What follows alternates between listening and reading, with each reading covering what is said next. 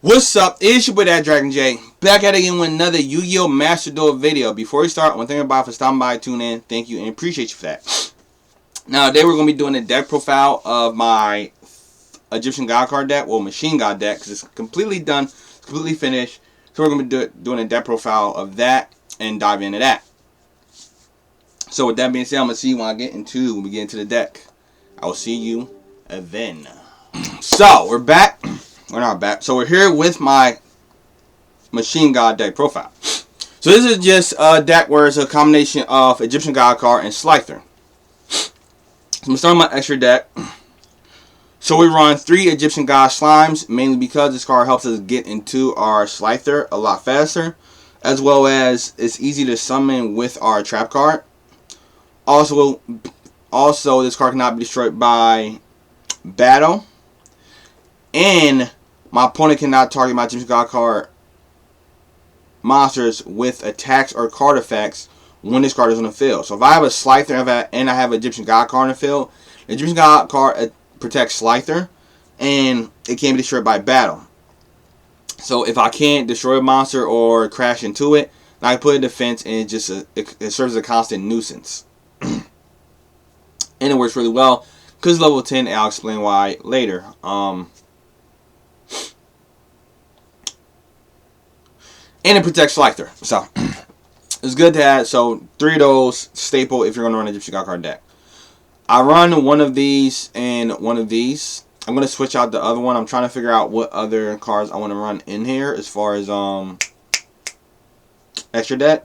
The extra deck is finished. It just needs some work, but for the most part it's finished. Actually, no, I know what I'm going to switch to that. I'm sorry.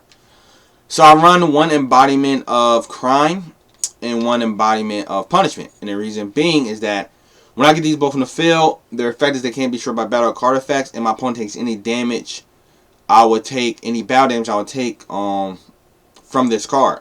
So once I got them both in the field, and because it's very easy to summon level 1s with this deck, very good to have because I can get both in the field. Once they're both in the field, it kind of serves as just an annoyance for my opponent, which is really good. I play one Drytron Meta Beta Fafnir, but I'm gonna actually play 2 of them. I just gotta get the points for another one. But basically, when I ritual summon, I can detach materials from this card required for the ritual summoning. I can only use each effect once per turn, but once per turn this card is a key summon, I can send one Drytron card from my deck to my graveyard. Then when my opponent activates a spell or trap card while I control a ritual monster, I can detach one material from this card, negate the activation, and destroy it. So it's really good to have a negate. So it's essentially a negate, a way to hold cards that if I need them for rituals. And when it's summoned, I can send a Drytron from my deck to my hand, which is important because if I have a Drytron in my hand, it's a way to basically get them on the field and kind of manipulate them in the way I see fit.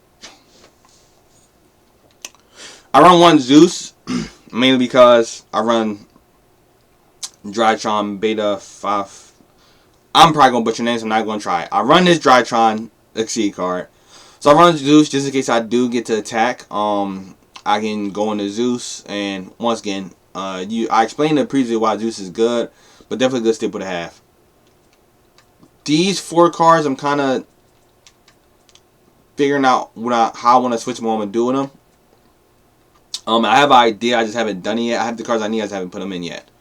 I run one Barrel Sword. I explained in the previous video, you know why that's good, and then why I run that. I run a Access Code Talker.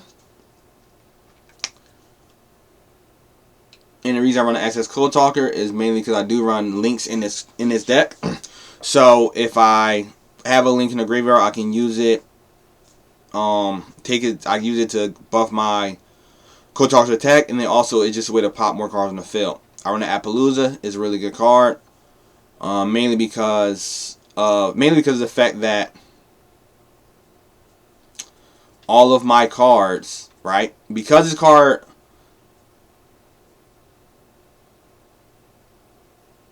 Oh, it's just number of Elite Monsters used. Okay.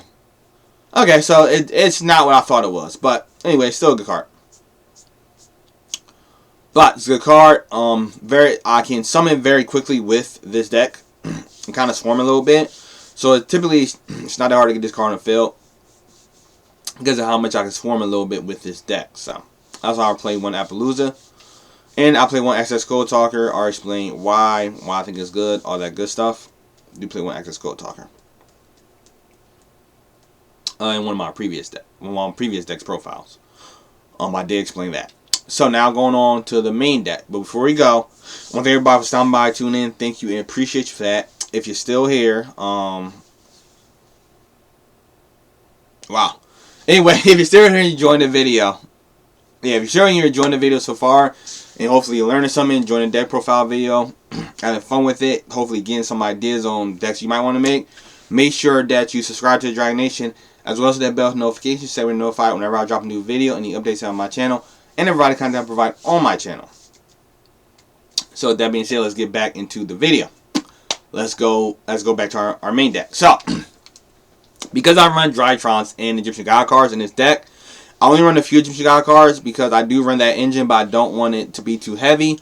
Mainly because if you're gonna run Drytrons, you gotta run Drytrons. So, first Drytron card I use is I run 3 Drytron Alpha. Alpha's effect is, well, all the Drytron's base effect is it cannot be normal, summon, or set. So that's all their base effects. But Drytron Alpha's effect is I contribute one to the Drytron monster or ritual monster from my hand or field. That's all the same for the Drytron monsters as well, so we don't gotta constantly repeat that effect. Special Scar from your hand or graveyard in the 5th position. Once again, same for all the Drytron monsters, so I don't want to constantly repeat it so I don't sound like a broken record. Just keep that in mind. But I run 3 Drytron Alpha. Drytron Alpha's effect is when it's summoned, I can add a ritual monster from my deck to my hand, which I add one of these. Which once that happens, 1, it allows me to get a ritual card in my hand for the ritual summoning. But also 2, I can use them to go to summon more of my Drytrons. Right? Drytron Beta. His effect is when he's special summoned, I can target one of my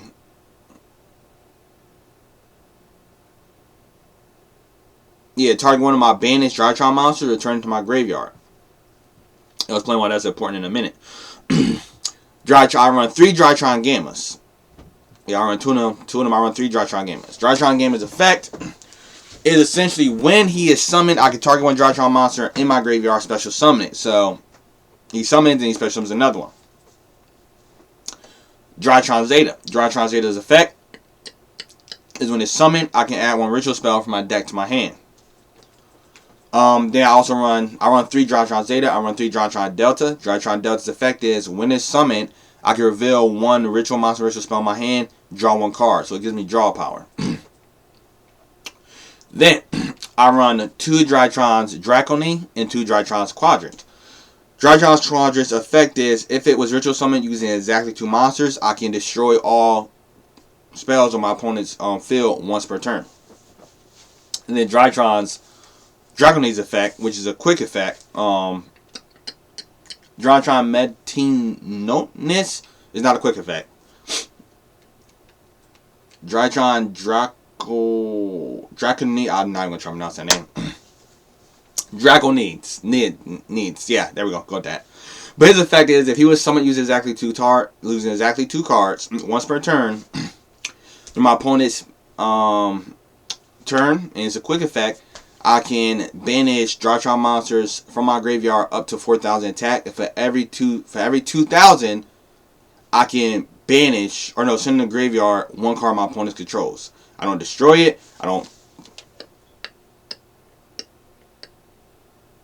Yeah, so it does target, unfortunately. So if the card can be targeted by card effects, it doesn't work. But it doesn't destroy it. It just sends it to the graveyard. Let's run 2 of those. And the reason his effect, the way I circumvent his effects so that I always have cards in my graveyard to use his effect is through Drytron Beta. Now, for my Egyptian God card engine, I run 3 Reactor Slimes. Reactor Slime effect is when it's summoned, I can summon special summon 2 slime tokens. But I can't special summon any card that's set for Egyptian God cards that turn, so I gotta be careful how I do that. But it's basically I can summon 2 tokens, which kind of work as shields. Or if my opponent can destroy them, they work as basically sacrifices so that next turn I can summon Slifer. So I run 3 Reactor Slimes. Also, Reactor Slime's other effect, which is really good, is if it's attacked during a battle phase, I can send it to a graveyard and then place and use from my hand, deck, or graveyard one metal reflect slime that turn. So it's a way to recycle my metal reflect slimes as much as I need and constantly get them on the field, so I can go to my Egyptian God slimes. I run 3 Slifer the Sky Dragon. The reason being is that it requires 3 tributes, but it's kind of easy to do that with this deck. But what makes this card really good is it gains attack equal to, it gains 1,000 attack for each card in my hand, right? And that is good, and I do use that. But what makes it really good is that every turn, when this is on the field and my opponent summons a monster, they lose 2,000 attack. If it's reduced to 0, the monster is automatically destroyed, and that effect is a mandatory effect that activates. So even before my monster activates, even before my opponent's monster activates any of their effects, as soon as they hit the field, they're losing 2,000. If they drop to 0, they get destroyed. So even before they have a chance to activate their effect, that effect goes off. The only thing that can circumvent that effect is if they have a quick effect in their hand, or the monster has a quick effect, then that can sometimes get past it. But for the most part, Slifer's effect always takes precedence over other effects. It just happens. So from the Egyptian God cards, I run 3 of those just that way. Just that way I have that option. And the reason I run 3, because let's say if I get 2, 3, let's say if I get all 3 in the field, right? That means that every turn, no matter what, when a monster summon, is losing 6,000 attack, because each 3 of them are going to proc, and if it drops to 0, it's done. Or let's say if I get 2 in the field, that means each time you summon a monster, no matter what, they're losing 4,000 attack, meaning if they drop to 0, they're destroyed. So it's a good way to kind of like circumvent your opponent's summoning, because no matter what, even if they summon something strong, it's not going to be as strong because they're losing that attack. So it's like, yeah, you can summon something strong, but now you're losing that attack. You know what I mean? And there's a good chance you're going to lose your monster regardless. Especially if they're summoning little monsters trying to go into the big play, and the monsters they're summoning aren't that strong, so they got to summon level 4s. Or they summoning like level 5s and whatnot, but they're not that strong. It's like, alright, bet. Either they're going to be super weak, so I'm going to destroy them next turn, or they're just going to lose a 2,000 attack and just die anyway. Or however many Slivers I got out. Then I run 1 Winged Dragon Raw and 1 Winged Dragon Raw Spirit Mode. The reason I run the Winged Dragon Raw Spirit Mode is because my opponent summons stuff that I can't get rid of. Spirit Mode is really good because I can then tribute 3 of those, 3 of his monsters, special summon Spirit Mode. Now, on the thing that makes Spirit Mode good, but also sometimes not work, is that they can tribute it. As well as I believe they can not destroy it, right? No, I think they can tribute it or destroy it. Because the secondary effect, if I'm correct, where it can't be targeted for attack or by your opponent's card effects, or by attacks or by card effects. I think that effect only works when it's on my field. So they can destroy it when it's on their field, but it doesn't matter because I cleared away 3 of your monsters. So even if you destroy it, it's like whatever, I'll clear away 3 of your monsters. You know what I mean? So it's good to have. And if you have it on the field and you manage to get the secondary effect off, and you have slight Winged Dragon Raw in your deck, then essentially you can use this, tribute it, especially when Winged Dragon Raw. It can only field with 4,000 attacks. You don't have to worry about giving up your life points to gain an attack. And then it also is a way to pop cards on the field because of its effect that allows it to pop a card by paying 1,000 life points. And I think that effect is not once per turn. Then I run 1 Regikai, just so I have a way to destroy my opponent's monsters, because I don't have no other way, and I don't want to use my monster's effect. It's a good way to pop my opponent's monsters. So I run 1 Regikai. I run 1 Terraforming because I do run a spell card. Now we're gonna get to the spell card. I run 2 Pot of Avarice, mainly because I don't have no way to get my certain monsters. Well, I have no way to get my Egyptian God slot, my Egyptian God card monsters for that engine back to my deck when I need to. So I run 2 Pilot Everest to get them back in the deck if I need to if they're in the graveyard. And it also gives me a little bit of draw power on top of that, so it doesn't hurt. Especially because this deck profile is mainly Egyptian God card and Drytrons. So it's like, man, it doesn't hurt at all. I run 2 Mounted the Creator. This card is really good for this deck at least. And the reason being is that level 10 or higher monsters on the field cannot be targeted or destroyed by card effects. Which works really well because a lot of my strong powerhouse monsters that I try to get on the field or that I work towards are level 10s or higher. Even with the Meta Reflex line. Because when I get it summon it, because when I play it and it hits a monster field, it's a monster, technically it's level 10. So it even protects my Meta Reflex line. So now I can go into my Egyptian God card and it protects that from being destroyed by card effect too. So they kind of got to destroy this card, and I got 2 of them just in case. So they kind of have to like basically use effects to destroy this card, and it kind of can leave them open. So it protects my level 10 monsters, which is mostly all my strong monsters. Also, whenever a level 10 or higher monster that destroys a monster by effect, the controller destroyed monster takes 1,000 damage. So this is a way to, even my opponent is playing defensively, as long as I have this on the field, I can protect my monsters, destroy their monsters, and even if they're playing defensively, they're still taking 1,000 every turn. So it's like I'm still whittling them down. So I run 2 of those. I run 2 Drytron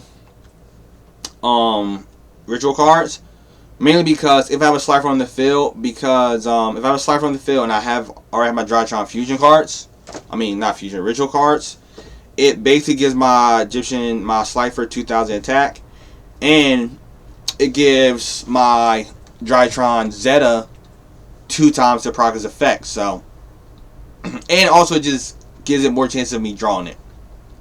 You know what I mean? So that's really good. I play 1 Blaze Cannon. This card cannot be negated nor stopped. But when I activate this card, what it does is, when I attack, I target one Winged Dragon Raw, right? And when I target one Winged Dragon Raw, especially if I don't have Mono Creator, it's really good because it makes it that Winged Dragon Raw is not targeted, can be targeted by card effects. And when it attacks, I contribute any number of any monsters that have an attack against attack equal to the original attack, equal to their original attack until the end phase.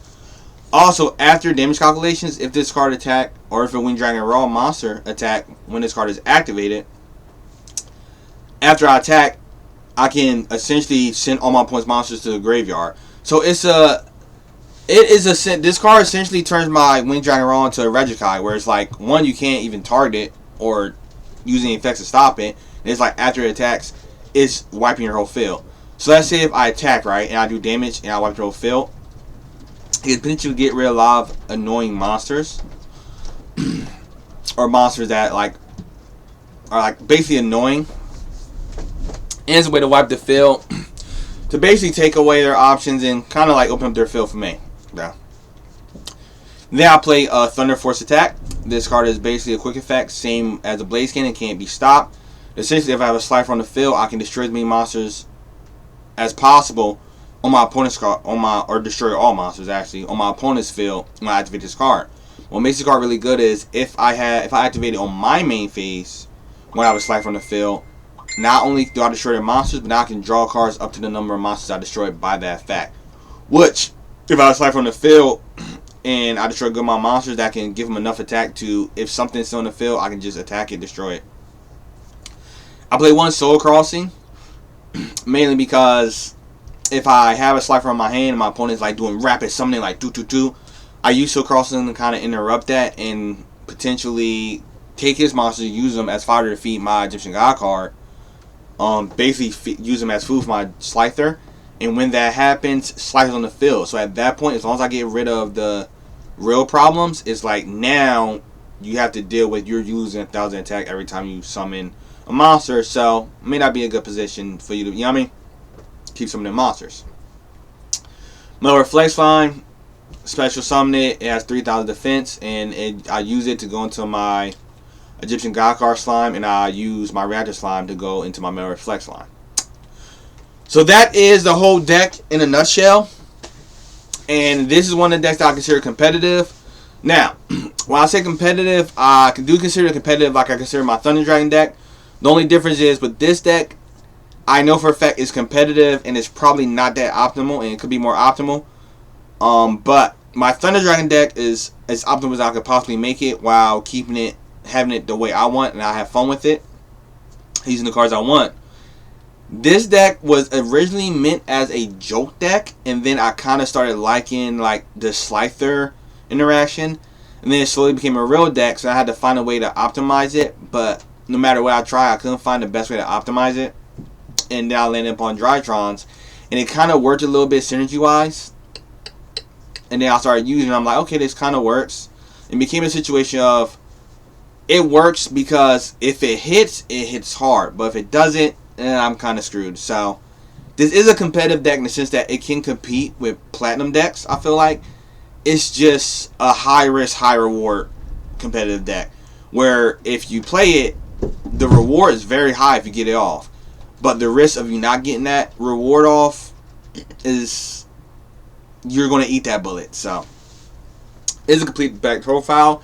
This is my Machine God deck profile, so that's into that.